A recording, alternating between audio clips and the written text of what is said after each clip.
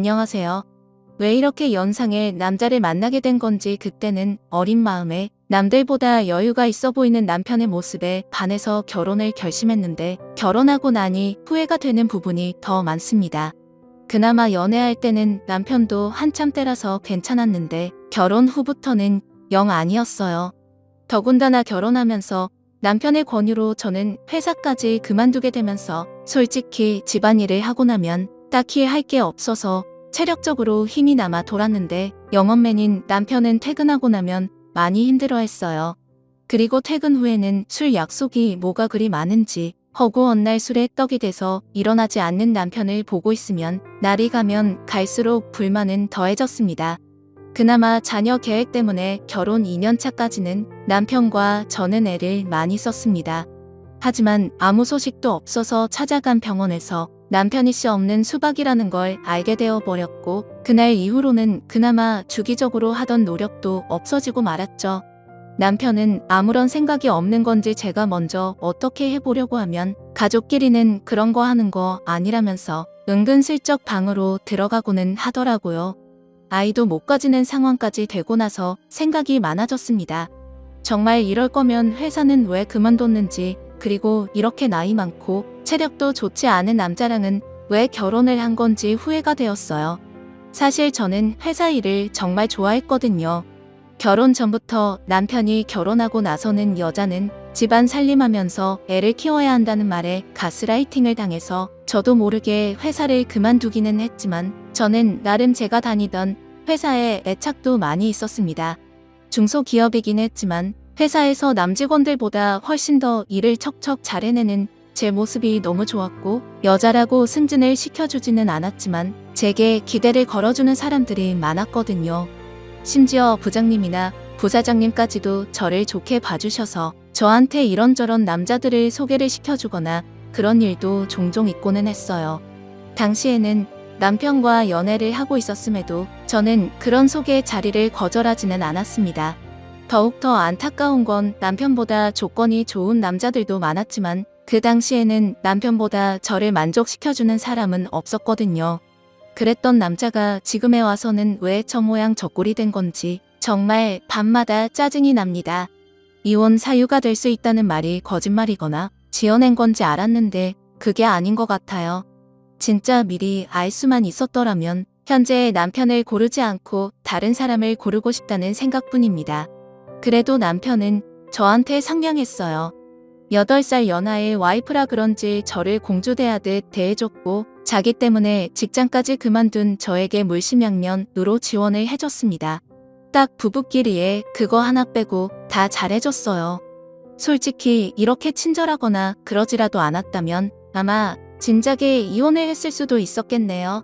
말씀드렸다시피 저는 일 처리도 정확하고 배우는 것도 빠른 사람이었어요. 어차피 저는 전업주부로 평생을 살아야 할 팔자가 되어버렸는데 집에서만 있는 건 제게 정말 고역이었습니다.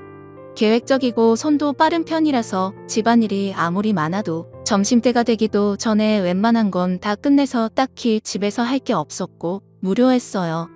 그 시간을 활용해서 저를 위해 쓰면 더 좋은 삶을 살 수 있겠다고 스스로를 위안하면서 밀렸던 독서도 해보고 싶은 공부도 해봤지만 밀려오는 부족함은 채워지지가 않았어요.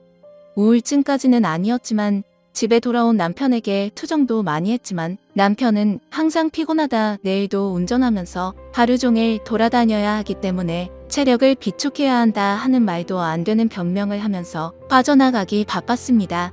그래서 저는 그때 당시에 집에 있으면서 살이 엄청 많이 찌게 되었습니다. 결혼 전에는 남편도 첫눈에 반하게 만들고 여기저기 직장 동료들한테 소개팅도 받아서 다니고 하면서 나름 남자 여러 놀리던 미모가 있었는데 집에만 있고 외출을 하지 않으니 화장도 안 하게 되고 살이 많이 찌게 되면서 결혼하기 전에 입던 옷들은 사이즈가 맞지 않아 입지도 못하게 되고 점점 제가 매력이 없어지는 것 같았습니다.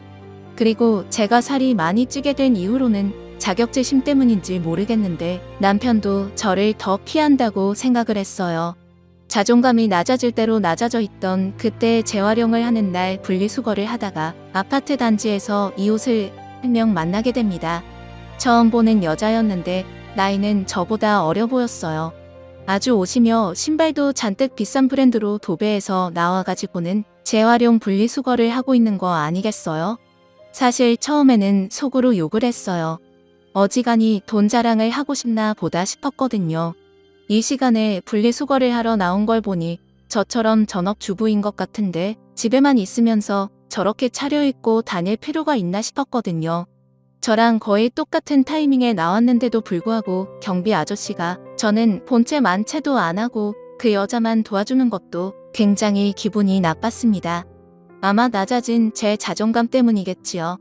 그런데 그때쯤부터 느낀 건데 분리수거를 하는 날마다 저랑 같은 시간에 나오는 것 아니겠어요? 그런데 나올 때마다 입고 있는 옷이며 신발이면 매번 다른 걸 입고 나오는 겁니다. 아무튼 그때부터 저는 그 여자와 안면을 트게 되었고 그냥 인사 정도만 나누는 사이가 되었어요. 하루는 집 근처에 있는 마트에서 장을 보고 나오는 길이었습니다. 장바구니가 3개가 꽉 찰 정도로 장을 많이 본 날이었어요. 하나는 어깨에 들쳐 업고 양손 하나씩 무거운 장바구니를 들고 집으로 돌아가려는데 누가 차 경적을 울리더라고요.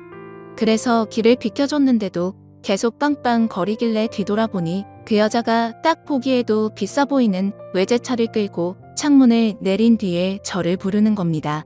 집에 가는 길이냐고 물어보면서 자기도 집에 가고 있으니 태워주겠다고요. 솔직히 조금 자존심이 상했습니다. 차 안에 탔는데 그 여자와 제가 비교가 많이 되었거든요. 삐까 번쩍한 외제차에 그 외제차만큼 고급져 보이는 명품들 풀 메이크업을 하고 머리까지 윤기가 철철 흐르더군요. 그에 비해 저는 그냥 누가 봐도 동네 아줌마 같아 보이는 평범한 복장에 슬리퍼를 신고 있었고 머리는 그냥 관리하기 편하게 적당히 촌스러운 파마를 하고 있었으니 말이죠. 괜히 차를 얻어 탔나 싶었습니다. 그리고 저는 제가 솔직히 그 여자가 그렇게 자기의 재력과 아름다움을 뽐내면서 자존감을 채우는 데 이용된 희생양이라고 생각했어요. 정말 짧은 시간이었는데 오만 가지 생각이 다 들더라고요. 나도 저렇게 예쁘고 꾸미고 있었더라면 남편이 나를 피하게 되지 않지 않았을까 하는 생각도 들고 눈물이 막 나기 시작해서 그 자리에서 울어버리고 말았습니다. 제가 막 우니까 그 여자도 당황을 하더군요. 왜 우냐고 하면서 저를 달래줬어요. 허세와 허용이 가득하고 자기의 만족을 위해 남을 절망시키는 아주 나쁜 여자라고 생각했는데 제가 엄청 오해를 했습니다. 그 여자는 저를 진심으로 위로를 해줬어요. 그러면서 하는 말이 분리수거할 때 몇 번 마주치면서 언니하고 친해지고 싶었다고 하더라고요. 아파트 단지에 자기랑 잘 맞을 것 같은 여자가 한 명도 없는데 딱 언니만큼은 처음 느낌부터 뭐가 팍팍하고 왔다고 하면서 말입니다. 그래서 제가 당신같이 젊고 예쁘고 능력있어 보이는 아가씨가 나랑 친해져서는 어디에 쓰겠냐고 거짓말하지 말라고 했습니다. 그랬더니 그녀가 하는 말이 언니가 꾸미지를 않아서 그렇지 자기가 봤을 때는 언니가 자기보다 훨씬 예쁠 거라고 하면서 저를 추켜 세워주더군요. 그 여자가 하는 말이 100% 진심이라고 생각하지는 않았지만 또 위로를 받고 나니 기분이 썩 나쁘지가 않았네요. 그때부터 이 여자하고는 친하게 지냈습니다. 이 여자도 제가 예상한 대로 전업주부의 삶을 살고 있었고 매일같이 집에서만 보내는 게 무료한데 자기 남편이 워낙에 의심이 많아서 자기가 혼자 다니는 걸 원하지 않아 했다고 하네요. 그래서 그 여자는 그 여자 나름대로 같은 아파트에 사는 이웃 중에 자기와 잘 맞을 것 같은 사람을 찾아다녔던 겁니다. 그리고 그 여자는 저를 발견한 거고요. 안목이 있는 여자라는 생각이 들었어요. 제가 그 당시에 꾸미는 것도 포기하고 살도 많이 쪄 있는 상황이었지만 왕년에는 엄청 잘 나갔었다는 거를 본능적으로 눈치를 채고 있었던 거잖아요. 아무튼 제 인생은 그 여자를 만나면서 급박하게 변하게 되었습니다. 그 여자를 따라다니면서 동네에 있는 헬스장도 다니고 요가도 배우고 관리도 받으며 잃어버린 저의 미모를 다시 되찾기 시작했어요. 적당히 관리하기 편한 꼽을 머리도 그만두고 미용실에 가서 관리도 받아보고 옷도 후줄근해져서 목이 늘어난 티셔츠는 다 가져다 버리고 그 여자만큼 비싼 브랜드 옷을 사지는 못했지만 적당히 괜찮은 옷들로 제 옷장을 다시 채워나갔습니다. 그리고 제가 관리를 받으며 살이 빠지기 시작한 그때 드디어 각방을 쓰던 남편도 혼자 자니까 너무 춥다며 방으로 돌아왔습니다. 남편이 다시 저를 여자로 봐주면 기쁠 거라고 생각했는데 하나도 기쁘지가 않았습니다. 느릿느릿한 거북이인 저와 결승점까지 전력 질주를 하는 토끼 같은 남편이었거든요. 동화 속 토끼는 결승점에 다다르기 전에 잠깐 쉬었다라도 가지. 결승점까지 혼자 전력 질주를 해버리니 느릿느릿한 거북이는 결승점까지 한참 남았는데도 그 차이가 너무 커져버리니 혼자 꾸역꾸역 끝까지 가는 것보다 그냥 경기를 포기하게 되더라고요. 그날 이후로 제 옆으로 돌아오려는 남편이 정말 꼴보기가 싫었어요. 그래서 코를 고는 소리가 너무 시끄러워서 잠을 못 자겠다고 다시 혼자 쓰던 방으로 돌려보내버렸습니다. 그 이야기를 같이 다니게 된 그 여자에게 했더니 100번 1000번 잘한 거라고 하면서 언니가 빨리 자존감을 찾은 것 같아 다행이라며 제 편을 들어줬습니다. 그리고 제가 완전히 다이어트에 성공해서 결혼 전에 미모까지는 아니지만 아름다움을 다시 손에 넣었을 때는 그 여자가 저를 여기저기 끌고 다니면서 완전 새로운 세상을 보여줬어요. 30대 초반과 중반의 여자였고 결혼한 사람들이었지만 세상은 정말 넓고 저희를 찾아주는 곳은 엄청나게 많더라고요. 골프도 치러 다니고 어디 공기 좋은 곳에서 외식을 하러 다니고 했습니다. 돈 한 푼 내지 않아도 알아서 다 계산해주니까 좋았어요. 남편이 아니어도 저를 배려해주는 남자들은 지천에 깔려 있었고 왜 내가 이런 세상을 모르고 살았나 혼자서 전전긍긍했던 지난 몇 년간이 참 후회가 되었습니다. 그러다 그 여자가 언젠가 저를 불러서 이제 한동안은 못 보고 지낼 것 같다는 소식을 전해왔습니다. 사실 그 여자는 얼마 전에 이혼을 해서 돌싱이 되었다고 합니다. 남편이 제법 벌이가 괜찮아서 호에 호식을 하고 있는 걸로 알았는데 말이죠. 그래서 그녀에게 앞으로 어떻게 할 거냐고 물어봤어요. 저는 사실 이 여자가 여기저기 막 구르고 다녀서 이혼을 당한 거라고 생각했거든요. 그런데 그게 아니었습니다. 그녀가 남편을 차버린 거였어요. 어떻게 할 거냐 하는 건 쓸데없는 걱정이었던 거죠. 왜냐하면 그녀는 그동안 집에 있으면서 코인을 해서 앞으로의 인생에 남편이 필요 없어질 만큼 큰 돈을 벌게 되었다는 거예요. 지금 사는 아파트는 남편 명의로 해주고 재산 분할을 또 따로 받기로 했답니다. 저랑 떨어지게 된 건 아쉽지만 자기도 좀 더 놀기 좋아하는 사람들 많고 할 거 많고 놀기 편한 동네로 이사를 갈 계획이라고 하는 겁니다. 막상 저를 여기저기 데리고 다니던 그녀와 더 이상 같이 놀지 못하게 된다니 많이 아쉬웠습니다. 이제 막 저는 다시 제 인생을 찾은 느낌이었는데 다시 또 혼자가 돼버린다는 느낌이 들었어요. 그 여자가 없으면 차도 없고 운전도 할 줄 모르는 제가 어떻게 어디를 놀러 다니겠나 싶었습니다. 그렇다고 그녀가 집도 남편한테 넘기고 이사를 가는데 저 하나 때문에 그걸 포기하진 않겠다 생각했죠. 그렇게 그녀는 제 인생을 송두리째 바꿔버리고는 새로운 삶을 찾아 떠나버리고 말았어요. 남편이 출근해 있는 주중에는 정말 매일같이 놀러 다녔는데 너무나도 아쉬웠습니다. 그리고 그렇게 같이 놀러 다닐 사람이 없으니 저도 기껏 관리받으러 다니던 운동도 손에 놓게 되고 그렇게 다시 살이 찌기 시작한 거예요. 그러다 이렇게 되면 안 되겠다는 생각이 들었습니다. 그리고 그 여자처럼 자주적으로 살고 싶어졌어요. 투자 같은 건 전혀 모르지만 제가 같이 놀면서 느낀 바 그 여자가 그렇게 썩 머리가 좋아 보이지는 않았는데 코인으로 돈을 벌었다니 저는 일한 경험도 있고 능력이 있던 사람이니 제가 코인을 시작하면 그녀보다 더 큰 돈을 벌 수 있지 않을까 하는 자신감이 생겼어요. 제가 돈을 벌게 되면 남편 때문에 포기해야 했던 제 인생을 다시 시작할 수 있다고 생각했습니다. 그 돈으로 차를 사고 운전을 배우고 하면 저 혼자서 못 놀러 다닐 것도 없다고 생각했고 차가 생기면 이사를 가버린 그 여자를 만나서 예전처럼 둘이 같이 다녀도 되는 게 아니겠나 하는 생각이 들었어요. 다만 제가 코인을 시작하기에는 커다란 문제가 있었습니다. 제가 전업주부를 하면서 실질적으로 돈을 벌어오는 남편이 경제권을 가지고 있었고 저는 그때그때 생활비를 타서 썼기 때문이에요. 코인을 하려면 자본금이 필요할 텐데 남편에게 이야기하지 않고 사는 그 자본금을 만들 방법이 없었던 상황입니다. 은행 대출부터 여성 전용 대출 같은 사금융권까지 알아보다가 아무리 그래도 리스크가 있는 투자인데 빚을 내면서 하는 건 아닌 것 같다는 생각이 들어서 차라리 남편한테 솔직히 말하고 허락을 받아내겠다는 생각을 했습니다. 말씀드렸다시피 제 부탁을 썩 잘 들어주던 사람이었기 때문에 적어도 거절은 하지 않을 거라는 확신이 생겼고, 제 예상대로 남편은 제 생각이 그렇다면 한번 해보라고 1,000만 원을 저에게 건네주었어요. 그리고 그날은 웬일로 자기가 코를 안 골 테니 같은 방에서 자도 되냐고 하기에 그렇게 하라고 했습니다. 네, 털끝 하나 건드리지 않는 조건을 걸었더니 심통이 나서 그냥 혼자 자겠다고 방으로 가더군요. 인터넷으로 여러 사람들이 어디에 투자했네 하는 정보들을 모아가지고 시작을 하게 되었는데, 남편이 저에게 준 1,000만 원이 일주일도 되지 않는 사이에 100만 원도 남지 않게 되었습니다. 처음이라 제가 실수를 했고 그만큼 돈을 잃고 나니 그 바닥이 어떻게 돌아가는지 한눈에 알겠더라고요. 그래서 그날에는 남편을 꼬드겨서 돈을 더 받아냈습니다. 저도 코인으로 떼돈을 벌어서 그 여자처럼 자주적인 삶을 살아갈 거라고 생각했거든요. 그런데 다음 날 남편이 퇴근을 했는데 혼자 오지 않았습니다.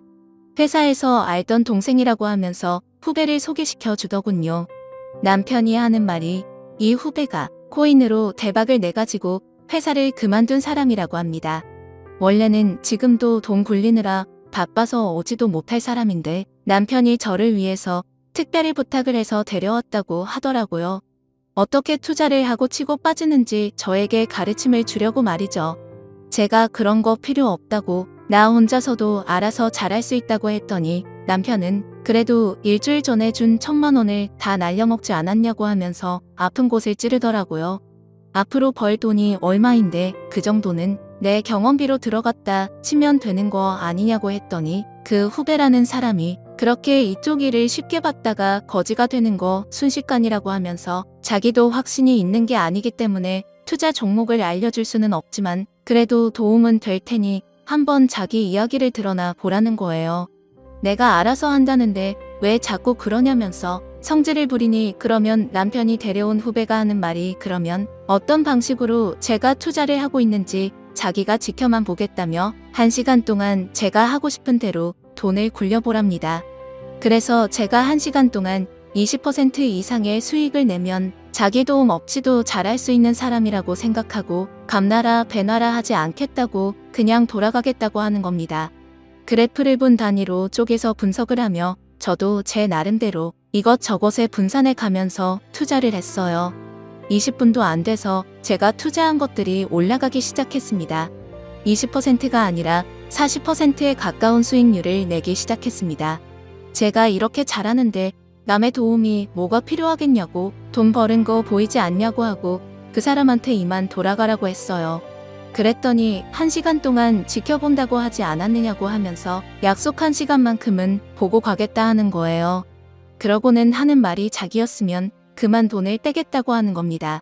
돈을 잘 벌었다더니 번 사람 맞냐고, 물 들어올 땐 노를 저어야 하지 않겠냐고. 저는 순식간에 불어난 돈으로 다시 또 다른 곳에 투자를 하며 치고 빠지기를 시작했어요. 오르락 내리락 했지만 처음에는 나름 수익률을 내고 있는 것 같았습니다. 그런데 1시간이 다 되었을 때는 제가 투자한 것들이 내려가기 시작하면서 그렇게 30분을 더 돈을 굴려봤는데 남편이 새로 건네준 또 다른 1,000만 원이 결국엔 또다시 반토막이 나버려서 500만 원도 남지 않게 돼버렸어요. 남편 후배가 말하기를 저한테 가르쳐 줄 건 코인으로 돈을 버는 방법이 아니라 투자 같은 건 영 소질이 없어 보이니 그만두게 하는 것이 제일 좋겠다고 하는 겁니다. 아까 제가 40% 수익을 냈을 때 그때 손을 털고 일어났거나 그때부터 원금을 보존해두고 수익을 낸 부분만 가지고 돈을 굴려야지, 저같이 감으로 투자하는 사람들이 빈털털이 되기 딱 좋다고 말하며 자리에서 일어나더라고요. 남편이 보는 앞에서 1시간 만에 또 절반의 돈을 잃으니 남편도 이제는 더 이상 투자하라고 돈을 내어줄 수 없다고 난색을 표했습니다. 대신 남아있는 돈은 제가 자유롭게 써도 된다고만 해줬을 뿐이에요. 그날 이후로 지금은 객기 부리지 않고 차근차근히 배워나가고 있습니다. 사실 남편 모르게 그날 데리고 온 남편의 후배가 운영하고 있는 투자 사무실로 출근을 하고 있어요. 사무실이랄 것도 없이 그냥 혼자는 방 같은 곳입니다. 거기서 저는 제 나름의 비용을 내며 투자하는 방법을 배우고 있어요. 제가 남편의 후배에게 원하는 걸 해주고 저는 투자도 배우면서 남편 대신 부족함을 채우고 있으니 어떻게 보면 윈윈이라고 볼 수 있는 셈이죠. 지금은 남편이 알면 안 되는지라 조심스럽게 행동하고 있어요. 그래서 남편이 퇴근하기 3시간 전에는 항상 집으로 돌아가고는 있습니다. 하지만 이것도 제가 큰 돈을 벌고 난다면 남편도 저를 이해해주지 않을까 생각해요. 또 찾아주셔서 감사합니다.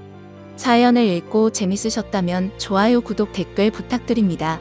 감사합니다.